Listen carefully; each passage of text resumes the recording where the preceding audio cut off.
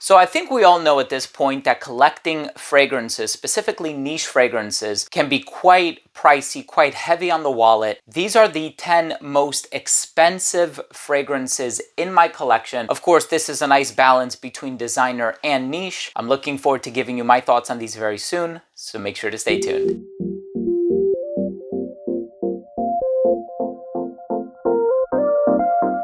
Now, before I begin today's episode and I tell you about these top 10 most expensive fragrances in my collection, a lot of these are worth over $1,000, and it's going to be kind of hard to justify purchasing many of these, especially if you don't have a ton of disposable income. But nevertheless, I'm going to go through the list. Before I begin the video, I do want to mention that if you're a fan of fragrance-related content, hit the subscribe button, hit the bell, give this video a thumbs up for the YouTube algorithm. It would really mean a lot to me. And what you're going to notice in this list is that it's actually a nice balance between designer and niche. So it's not like I'm prioritizing niche. As a matter of fact, we do have 2 designers in here. We even have a celebrity perfume. And all things considered, you know, one of the most expensive brands is Roja Parfum. If I wanted to, I could have made this list nothing but Roja fragrances, but I tried to incorporate a little bit of diversity, so I hope you appreciate that. But I do certainly own many others from Roja that are quite expensive, but nevertheless, I'll mention them when I get to them. So the first fragrance I want to talk about is by Tiziana Terenzi, and it's called Telea. So this one is $650.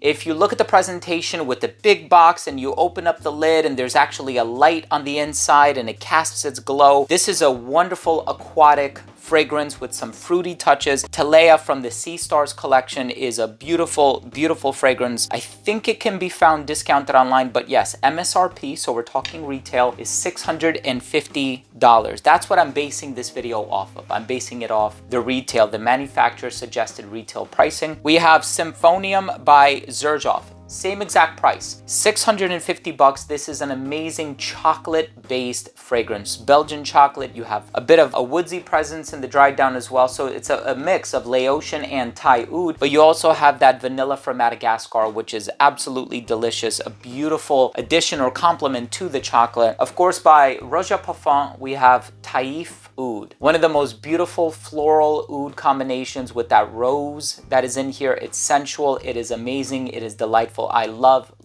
this one. So this one is $760 or $765. It's quite on the pricey side of things. Of course, I also own something like Diaghilev. Diaghilev is, you know, my God, what is it? It's over $1,000, right? So that's not even in this list, but I do own a bottle of Diaghilev. Here we have the most expensive Tiziana Terenzi fragrance as far as I know. This one is Atlantide, also from the Sea Stars collection. However, this one is almost $900. If you take a look at the presentation, again, it has the light, but it also has a container of liquid in which this bottle is totally submerged. I mean, really taking it to the sea, bringing about that whole new level and kind of redefining, you know, what that niche luxury experience should be. This is an amazing fragrance. Of course, floral based. We have Semi-Bespoke number 26 by Roja Parfum. I remember when this was being announced on the website and I said, you know, I really got, I think this might even be numbered. I know it has a card on the inside, but nevertheless, I love this one.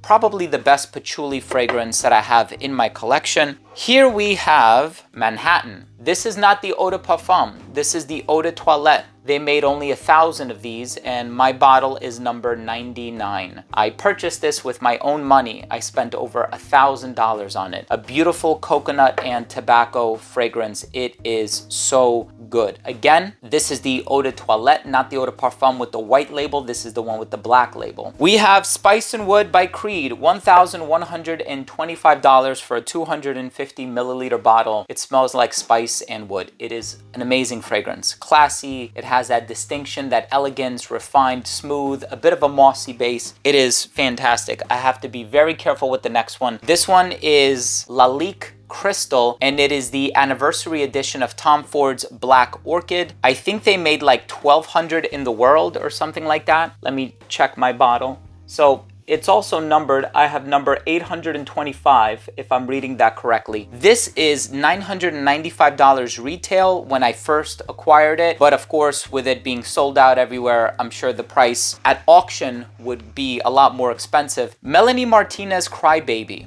This one took the world by storm. I got this when I was a judge for the indie panel for the Fragrance Foundation for a number of years, and this fragrance smells like strawberry milk. My bottle is totally full. I think I've used maybe 10 sprays of it or something like that. This fragrance is, last I checked online, $2,600. It was selling at auction. It smells amazing. Of course, the price is only hiked up that much on account of the discontinuation, but the fragrance in the #1 spot. So I went on eBay. To my surprise, I thought this was going to be somewhere, further down in the list. I didn't realize it was going to end up being #1. I went on eBay and this one is selling for $10,000. I couldn't believe it. It is not worth that much. It does not smell that great. I reviewed it a number of years ago. If you like this genre or this type of style, hey, you're gonna love this one. It's a leather-based fragrance, but it's a very animalic leather with some green touches. So this one has been vaulted or discontinued, and apparently it's the first fragrance the brand has ever made. It's been discontinued for so many years now. From the House of Creed, it's Royal English leather. If you know anything about this one, apparently it is and the funny thing is, I never actually used this one. All of that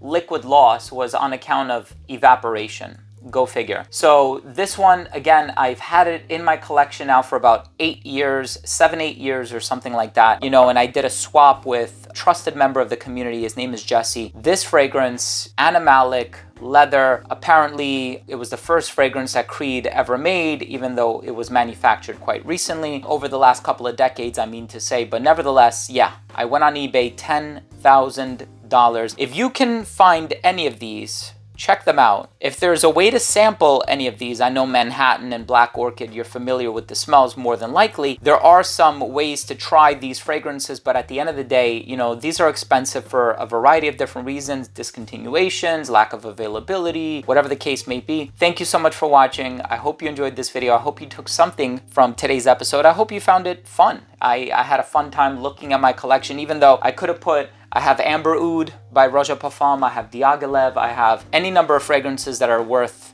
$1,000, but I wanted to diversify the list somewhat. If you took anything of value, hit subscribe, hit the bell, give this video a thumbs up. Thanks again for watching. I love you all, and we'll see you tomorrow with a new episode.